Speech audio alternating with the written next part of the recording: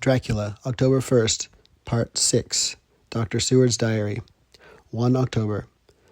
I am puzzled afresh about Renfield. His moods change so rapidly that I find it difficult to keep touch of them, and as they always mean something more than his own well-being, they form a more than interesting study.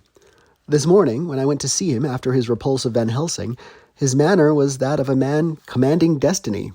He was, in fact, commanding destiny subjectively. He did not really care for any of the things of mere earth. He was in the clouds and looked down on all the weaknesses and wants of us poor mortals. I thought I would improve the occasion and learn something, so I asked him, "What about the flies these times?" He smiled on me in quite a superior sort of way, such a smile as would have become the face of Malvolio, as he answered me, "The fly, my dear sir, has one striking feature. Its wings are typical of the aerial powers of the psychic faculties. The ancients did well when they typified the soul as a butterfly." I thought I would push his analogy to its utmost logically, so I said quickly, "Oh, it's a soul you're after now, is it?" His madness foiled his reason, and a puzzled look spread over his face as, shaking his head with a decision which I had but seldom seen in him, he said, oh no, I want no souls. Life is all I want." Here he brightened up. "I'm pretty indifferent about it at present. Life is all right. I have all I want. You must get a new patient, doctor, if you wish to study zoophagy." This puzzled me a little, so I drew him on. "Then you command life. You are a god, I suppose?" He smiled with an ineffably benign superiority. "Oh, no. Far be it from me to arrogate to myself the attributes of the deity. I am not even concerned in his especially spiritual doings. If I may state my intellectual position, I am, so far as concerned things purely terrestrial, somewhat in the position which Enoch occupied spiritually." This was a poser to me. I could not at the moment recall Enoch's appositeness. So I had to ask a simple question, though I felt that by so doing I was lowering myself in the eyes of the lunatic. "And why with Enoch?" "Because he walked with God." I could not see the analogy, but did not like to admit it, so I harked back to what he had denied. "So you don't care about life, and you don't want souls. Why not?" I put my question quickly and somewhat sternly, on purpose to disconcert him. The effort succeeded. For an instant he unconsciously relapsed into his old servile manner, bent low before me, and actually fawned upon me as he replied, "I don't want any souls. Indeed, I don't. I couldn't use them if I had them. They would be of no manner of use to me. I couldn't eat them, or—" He suddenly stopped, and the old cunning look spread over his face, like a wind-sweep on the surface of the water. "And, doctor, as to life, what is it, after all? When you've got all you require, and you know that you will never want, that is all. I have friends, good friends, like you, Dr. Seward." This was said with a leer of inexpressible cunning. "I know I shall never lack the means of life." I think that through the cloudiness of his insanity, he saw some antagonism in me, for he at once fell back on the last refuge of such as he, a dogged silence. After a short time I saw that for the present it was useless to speak to him. He was sulky, and so I came away. Later in the day he sent for me. Ordinarily I would not have come without special reason, but just at present I am so interested in him that I would gladly make an effort. Besides, I'm glad to have anything to help to pass the time. Harker is out, following up clues, and so are Lord Godalming and Quincy. Van Helsing sits in my study poring over the record prepared by the Harkers. He seems to think that by accurate knowledge of all details he will light upon some clue. He does not wish to be disturbed in the work without cause. I would have taken him with me to see the patient, only I thought that after his last repulse he might not care to go again. There was also another reason. Renfield might not speak so freely before a third person as when he and I were alone. I found him sitting out in the middle of the floor on his stool, a pose which is generally indicative of some mental energy on his part. When I came in, he said at once, as though the question had been waiting on his lips, "What about souls?" It was evident, then, that my surmise had been correct. Unconscious cerebration was doing its work, even with the lunatic. I determined to have the matter out. "What about them yourself?" I asked. He did not reply for a moment, but looked all round him, and up and down, as though he expected to find some inspiration for an answer. I don't want any souls, he said in a feeble, apologetic way. The matter seemed preying on his mind, and so I determined to use it. To be cruel only to be kind, so I said, You like life, and you want life? Oh, yes, but that is all right. You needn't worry about that.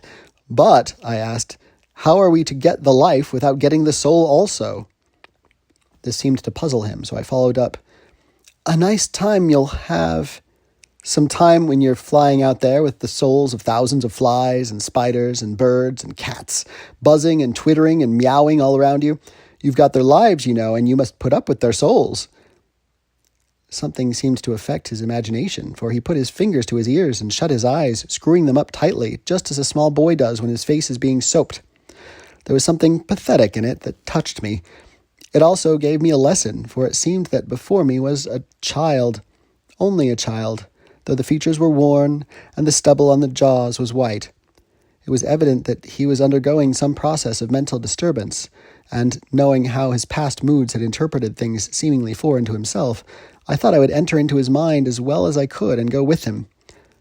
The first step was to restore confidence, so I asked him, speaking pretty loud so that he would hear me through his closed ears, Would you like some sugar to get your flies round again? He seemed to wake up all at once and shook his head. With a laugh, he replied, Not much. Flies are poor things after all. After a pause, he added, But I don't want their souls buzzing round me all the same. Or spiders, I went on. Blow spiders. What's the use of spiders? There isn't anything in them to eat or... He stopped suddenly, as though reminded of a forbidden topic. So, I thought to myself, this is the second time he has suddenly stopped at the word drink. What does it mean? Renfield seemed himself aware of having made a lapse, for he hurried on, as though to distract my attention from it. I don't take any stock at all in such matters. Rats and mice and such small deer, as Shakespeare is it. Chicken feed of the larder, they might be called. I'm past all that sort of nonsense. You might as well ask a man to eat molecules with a pair of chopsticks, as to try to interest me about the lesser carnivora, when I know of what is before me. I see, I said. You want big things that you can make your teeth meet in. How would you like to breakfast on elephant? What ridiculous nonsense you are talking. He was getting too wide awake, so I thought I would press him hard. I wonder, I said reflectively, what an elephant's soul is like. The effect I desired was obtained, for he at once fell from his high horse and became a child again. I don't want an elephant's soul or any soul at all, he said. For a few moments he sat despondently. Suddenly he jumped to his feet, with his eyes blazing and all the signs of intense cerebral excitement. To hell with you and your souls, he shouted. Why do you plague me about souls?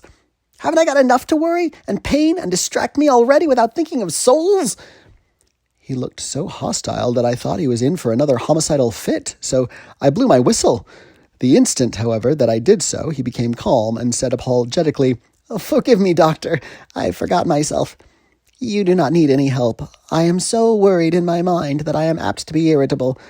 If you only knew the problem I have to face and that I am working out, you would pity and tolerate and pardon me. Pray do not put me in a strait waistcoat. I want to think, and I cannot think freely when my body is confined. I'm sure you will understand. He had evidently self-control, so when the attendants came, I told them not to mind, and they withdrew. Renfield watched them go. When the doors closed, he said, with considerable dignity and sweetness, Dr. Seward, you have been very considerate towards me. Believe me that I am very, very grateful to you. I thought it well to leave him in this mood, so I came away. There is certainly something to ponder over in this man's state. Several points seem to make what the American interviewer calls a story, if one could only get them in the proper order. Here they are. Will not mention drinking. Fears the thought of being burdened with the soul of anything. Has no dread of wanting life in the future. Despises the meaner forms of life altogether, though he dreads being haunted by their souls.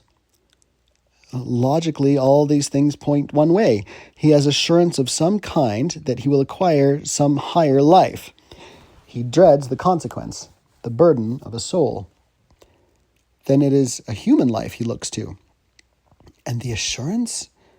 Merciful God, the Count has been to him, and there is some new scheme of terror afoot. Later.